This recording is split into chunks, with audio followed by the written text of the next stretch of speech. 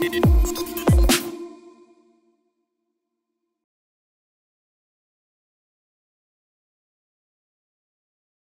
bien écoutez, les jeux, comme tout secteur économique, sont devenus un vecteur très important pour la criminalité organisée en termes de possibilités de blanchiment. Et face à cette situation, on peut craindre, et on a vu par certaines affaires, que ce soit en France ou à l'étranger, et même beaucoup en Italie ou ailleurs, que la corruption du sport peut être un support de blanchiment important avec les paris sportifs. Donc nous avons des rencontres qui peuvent être truqués pour avantager des délinquants qui auraient parié sur le match en question en fonction d'un résultat qui n'était pas attendu. Donc on a eu ce cas-là récemment en France, sur du football. C'est d'ailleurs la discipline sur laquelle nous rencontrons le plus de faits de corruption avec le tennis. Et dans les autres pays, c'est pareil. Et souvent, les paris sont pris par la criminalité organisée dans les pays asiatiques, quand bien même les paris ouverts sur des matchs en France ne le sont pas par l'Argel, parce qu'elle interdit par exemple des matchs de national, alors qu'on a eu des enquêtes où sur des matchs de national, des paris ont été engagés en Asie, pour justement récupérer de l'argent, après avoir proposé des sommes intéressantes à des joueurs pour se coucher. Alors un gardien c'est facile, il fait une erreur, un arrière il tire dans le but, etc. etc. Donc voilà un petit peu comment ça se traduit au quotidien dans le sport. Au niveau des paris hippiques, eh ben, on peut aussi avoir des comportements que nous avons traités récemment où on essaye de modifier le résultat d'une course. Et évidemment, les gens qu'on va appeler les initiés, ben, ils savent parier dans de bonnes conditions.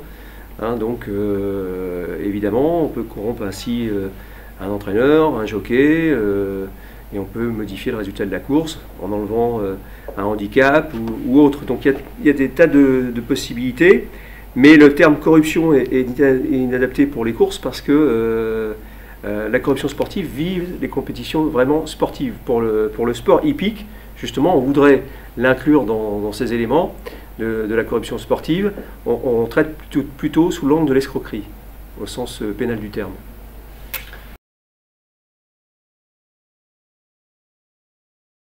Comme partout dans les services de police, parce que notre service a une double casquette à la fois de police administrative et de police judiciaire, c'est-à-dire qu'on contrôle tous les établissements de jeu en dur, hein, que ce soit les casinos, les cercles à l'heure actuelle, les points de vente PMU et demain ceux de la FDJ, et on assure aussi une police judiciaire liée aux jeux et tout ce qui entoure les jeux, soit des infractions spécifiques des jeux, soit des infractions qui ont été commises à l'occasion du marché du jeu. Alors, souvent, les affaires débutent par des informateurs, comme dans tous les domaines de la police judiciaire, mais dans le domaine de la corruption sportive, ça débute aussi par des signalements qui nous sont faits par le monde sportif, donc des fédérations. C'est arrivé sur un cas où c'est la Fédération française de football qui a déposé plainte, ou un autre cas, c'est la Fédération française de tennis qui est venue nous voir.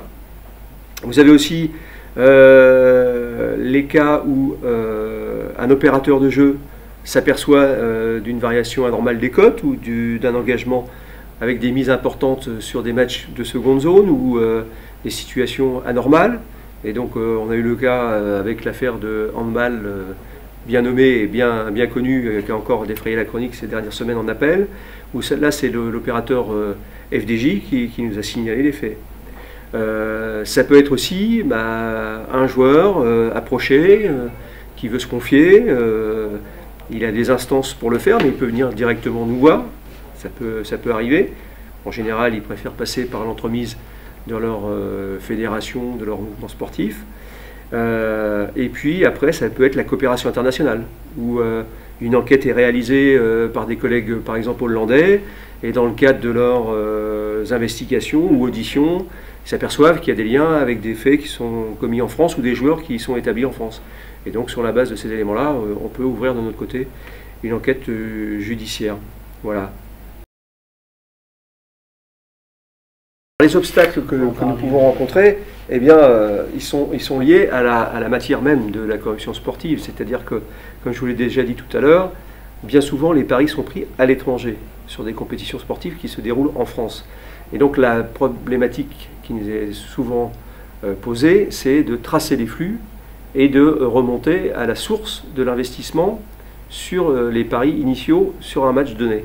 Et quand il y a des pays qui sont utilisés pour faire ces paris qui sont peu coopérants, eh ben on a des résultats assez décevants dans la coopération internationale et du coup dans la répression qu'on aurait pu attendre au niveau national. C'est le principal obstacle que je vois.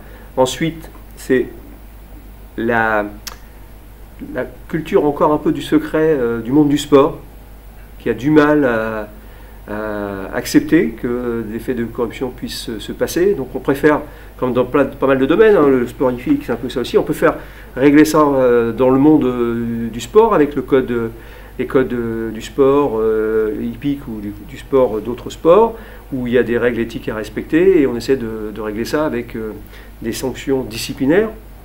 Mais je pense que l'heure n'est plus à ce genre de sanctions, il faut passer à un niveau supérieur et la répression pénale est le seul moyen d'essayer de voir qu'est-ce qu'il y a derrière. De ne pas simplement s'en prendre aux joueurs, mais savoir quelle mécanique a été mise en place pour arriver à ce résultat. Donc voilà un petit peu les deux obstacles que j'identifie. Et après, le dernier, c'est la problématique générale de la répression. Bon, déjà, on est un pays qui a un texte qui prévoit la manipulation des rencontres sportives, mais qui n'est pas assez abouti à mon avis, et qui est en cours justement d'être revu, parce qu'on y réprime simplement la corruption sportive à partir du moment où des paris ont été engagés. Mais je pense qu'il faudrait faire comme les Italiens, une répression à 3 niveaux. Premier niveau, une manipulation pour arranger un résultat sportif. Une équipe ne veut pas descendre en division inférieure, on arrange le résultat, c'est de la manipulation sportive, c'est préjudiciable à certains parieurs, c'est une infraction de premier niveau. Deuxième niveau, c'est la manipulation lorsqu'elle est faite pour des paris sportifs. Là, c'est ce qu'on a aujourd'hui, ça serait un deuxième niveau de sanction. Et le dernier, c'est lorsqu'elle est pratiquée avec des mesures de violence ou de contrainte sur les joueurs qui effectuent plus simplement une offre corruptive. Et je pense que c'est ce qu'a choisi l'Italie et je pense que ce serait un bon exemple pour la France. Déjà, je pense que vous avez dû voir le service central de prévention de la corruption qui va changer de nom et qui va devenir une agence. Je pense que ce service sera une sorte de point de collecte des informations qui pourront nous être redistribuées au besoin. Et peut-être que justement